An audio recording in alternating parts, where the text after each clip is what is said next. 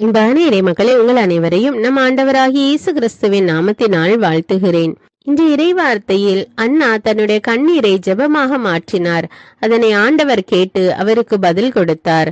அன்னா சமுதாயத்தால் மலடி என்று அழைக்கப்பட்டு இகழ்ச்சிக்கு உள்ளானாள். குழந்தை இல்லாத வேதனை, பிறருடைய ஏளனமான வார்த்தைகள், இதையெல்லாம் கேட்டு அவரால் துயரம் தாங்க முடியவில்லை.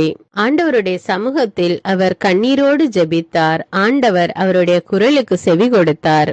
அன்னா நீண்ட காலமாக காத்திருந்தார். ஆனால் ஆண்டவருடைய சமூகத்தில் அவர் தன்னை ஒப்படைத்த போது ஆண்டவர் அவர் மீது இரக்கம் கொண்டு அவருடைய மன்றாட்டுக்கு பதில் கொடுத்தார். நம்முடைய வாழ்க்கையிலும் எவ்வளவோ துன்பங்கள், வேதனைகள், பிறருடைய வசை மொழிகள் எல்லாவற்றையும் கேட்டுக்கொண்டு இன்னும் துன்பம் அதிகரித்து கொண்டேதான் இருக்கிறது.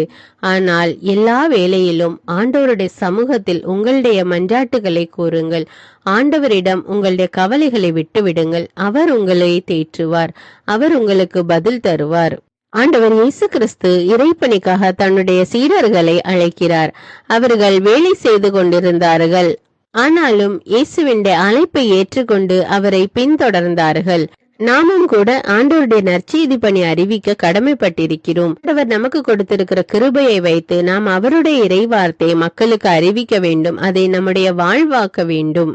அன்பின் பரலோக பிதாவே, எங்கள் வாழ்வும் வழியும் ஒளியுமான தேவனே, உம்மை போற்றி புகழ்ந்து ஆராதிக்கிறோம். இயேசு கிறிஸ்துவே, எங்கள் மெசியாவே, உமக்கு நன்றி கூறுகிறோம். ஆவியான தேவனே, எங்கள் துணையாளரே, உம்மை மகிமைப்படுத்துகிறோம். அன்பின் தேவனே, அன்னாவின் கண்ணீரை பார்த்து அவருடைய துயரங்களிலிருந்து விடுதலை கொடுத்த தேவன், எங்கள் மீதும் இரக்கமாயிரும் அப்பா. எங்களுடைய வாழ்விலே எவ்வளவோ துன்பங்கள், வேதனைகள் தினமும் மாறி மாறி வந்து கொண்டிருக்கிறது தேவனே. இந்த நேரத்திலே எங்களை கண்ணோக்கி பாரும் அப்பா. எங்கள் மீது இரக்கமாயிரும் அப்பா. அதிகாலையில் என்னை தேடுகிறவன் கண்டடைகிறான் என்று சொன்ன தேவனே, இதோ இந்த அதிகாலை நேரத்திலே உம்மை நோக்கி மன்றாடுகிறோம் அப்பா. எங்கள் மீது உம்முடைய கருணை கண்ணோக்கி பார்த்தருளும் தேவனே. உன்னத இறைவனிடம் மன்றாடு, அப்பொழுது அவர் உன்னை உண்மையின் வழியில் நடத்துவார் என்று சீராக்கின் ஞான நூல் அதிகாரம் 37 இறைவார்த்தை 15 கூறியுள்ளபடி ஆண்டவரே, உன்னத இறைவனாகிய உம்மை நோக்கி மன்றாடுகிறோம் அப்பா. எங்களை உண்மையின் வழியில் நடத்தும் தேவனே, வழியை எங்களுக்கு காட்டும் தேவனே. நீர் காட்டுகிற வழியிலே நாங்கள் நடக்க எங்களுக்கு உதவி செய்யும் அப்பா. அன்பின் ஆண்டவரே, இதனை நேரத்திலே எங்களை மீண்டும் மீண்டுமாக விடுவிக்கிற தேவனாய் இருக்கிறீரப்பா. நன்றி தேவனே.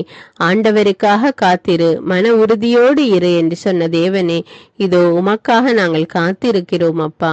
எங்களை ஆசீர்வதிப்பீர், எங்களுக்கு துணையாக இருந்து எங்களை வழி நடத்துவீர் என்று நம்பிக்கையோடு விசுவாசத்தோடு காத்திருக்கிறோம் அப்பா. நம்முடைய